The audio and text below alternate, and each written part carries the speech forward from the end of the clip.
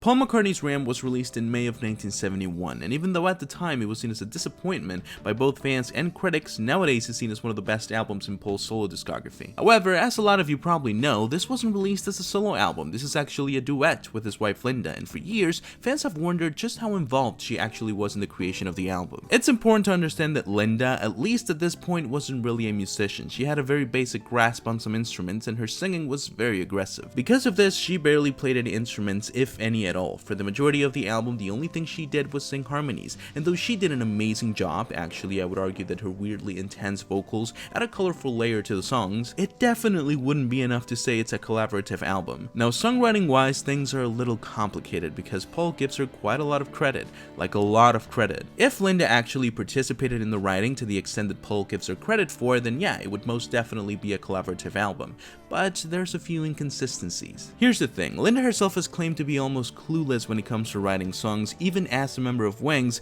point in which she was way more familiar with the music scene. Plus, when talking about the songs in interviews and books, Paul barely mentions Linda's involvement in the songwriting process. And look, Linda's impact in Paul McCartney's life is undeniable. She literally saved him from an early retirement, so saying this feels a little silly. But based on pretty much every piece of information we have, it looks like saying that Ram is a duet is the same thing as saying that Yoko Ono co-wrote Imagine.